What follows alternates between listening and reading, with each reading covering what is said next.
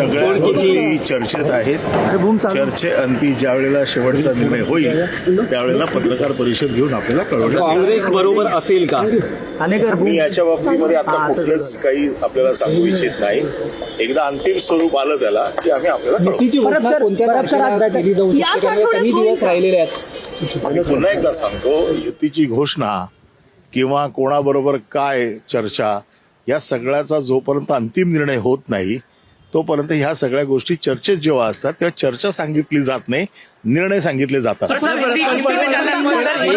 सफलतापूर्वक चर्चा हुई है, सफलतापूर्वक चर्चा हुई है परब सर जाहीर केलं. कारण कुठेतरी त्यांनी हरकती सूचना सुद्धा एकीकडे मागवलेल्या होत्या मतदार याद्यांवर आणि काल अचानक पत्रकार परिषद या बाबतीमध्ये निवडणूक आयोगाने केलेल्या कामाच्या बाबतीमध्ये आम्ही स्वतंत्र पत्रकार परिषद घेऊन आपल्याशी बोलू. बाकीचे युतीचे निर्णय आहेत ते युतीचे निर्णय दोन्ही पक्षाचे नेते एकत्र घेऊन आपल्याला कळवतील.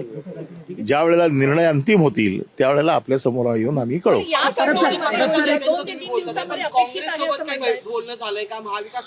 ज्या कोणाशी आमचं बोलणं चालू आहे त्या चर्चा आहेत आणि चर्चा सांगितली जात नाही, निर्णय सांगितले जातात. ज्या दिवशी निर्णय होईल त्या दिवशी ते सांगितले जातात. वर्षा गायकवाड असं म्हणत आहे. देखो ऐसा है कि जो भी अभी चर्चा चल रही है, चर्चा जिस दिन खत्म हो जाएगी, अंतिम निर्णय जिस दिन हो जाएगा तो निर्णय आपको बताया जाएगा. कब तक ये गठबंधन का जल्दी ही हो जाएगा. इलेक्शन के पहले तो जरूर होगा. सीट शेयरिंग को लेकर भी चर्चा हुई, कितनी सीट्स को लेकर हुई कुछ बता आप? वो मैंने यही कहा कि जो चर्चा चल रही है चर्चा बताई नहीं जाती है, निर्णय बताया जाता है. सफलतापूर्वक हुई बैठक आपको? जरूर सफलतापूर्वक पार्टी के दोनों बड़े नेता एक मंच पर आएंगे, कैसे घोषणा होगी? क्या कोई रोड मैप तैयार हुआ है? वो जैसे भी उसका निर्णय हो जाएगा आपको बताया जाएगा. नाही, पण वर्षा गायकवाड असं म्हणताय की शिव्या देणारे, मारहाण करणारे यांच्यासोबत कसं काय जायचं? वर्षा गायकवाडांचं ते म्हणणं आहे, शेवटी आम्हाला या सगळ्या गोष्टींचा एकंदर विचार करून निर्णय घ्यायचा आहे. त्यामुळे तो मी म्हटलं ना, ज्या दिवशी निर्णय होईल त्या दिवशी आम्ही आपल्याला कळवू. नाही, पण काँग्रेस सोबत यावी यासाठी तुम्ही अजूनही आशा बघा, असं आहे की महाविकास आघाडी आहे. आजही आम्ही सगळे महाविकास आघाडीमध्ये आहोत. त्याच्यामुळे आमचा शेवटपर्यंत हा प्रयत्न राहणार की महाविकास आघाडी एकत्र राहावी. आता हे वर्षा गायकवाडांचं मत आहे, त्यांचं मत आहे. आमचं मत असं आहे की महाविकास आघाडीने एकत्र निवडणूक लढली पाहिजे. आता ह्याच्यात पण महाविकास आघाडीत राज ठाकरे अजून नाहीये. महाविकास आघाडी शिवसेनेची युती महाराष्ट्र नवनिर्माण सेनेबरोबर होते. आम्ही ऑलरेडी आता महाविकास आघाडीत आहोत. आमची ही इच्छा आहे की महाविकास आघाडी अभेद्य राहावी. आता यामध्ये काँग्रेस काय निर्णय घेत आहे हा त्यांच्या पक्षाचा निर्णय आहे. आमची इच्छा आजही अशी आहे.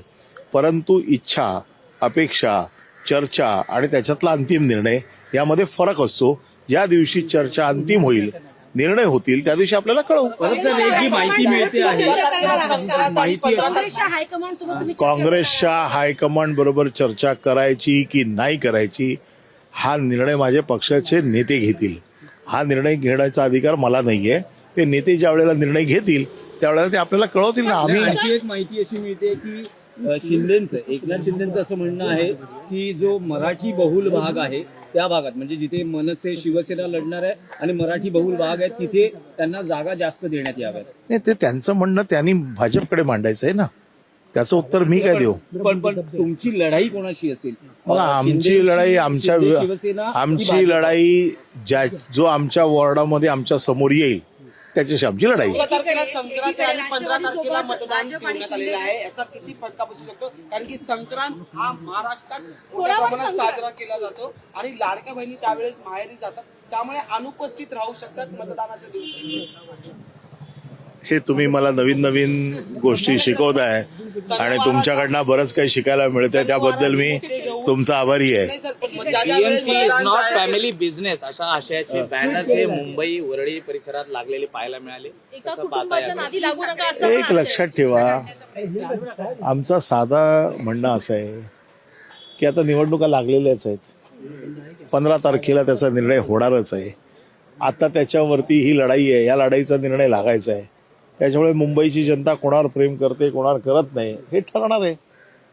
त्यामुळे आता याच्यावर सगळी चर्चा करण्यात काही पॉइंट नाही. वारंवार मुंबईचा रंग बदलू देऊ नका असा उल्लेख केला जात आहे तुमच्यावर.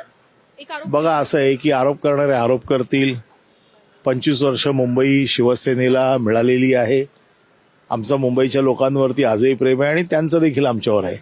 त्यामुळे निर्णय लागेल. तेजस्वी घोसाळकरांनी अखेर भाजपमध्ये प्रवेश केलेला आहे. नुकसान कितपत आहे? तो त्यांनी निर्णय घेतलाय त्यांचा. आता त्यांचा वॉर्ड रिझर्व्ह झाला होता. आता त्या वॉर्डातनं त्या निवडणूक लढू शकत नव्हत्या. दुसरा वॉर्ड त्यांना असं त्यांचा काय निर्णय त्यांनी का घेतला याचं उत्तर मी देऊ शकत नाही. घोसाळकर म्हणाले होते की पोराचे कान धरता येऊ न्याय शकतात मिळवून पण देण्यासाठी मी या गती पक्षामध्ये मिळावी आलेली आहे. त्यांच्या तपास. ठीक आहे ना, त्यांनी जे सांगितलंय त्याच्यावरती मी कसं उत्तर देणार.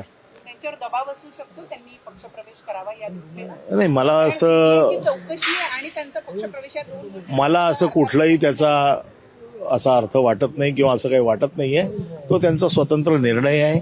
विनोद घोसाळकर आजही शिवसेनेबरोबर आहेत.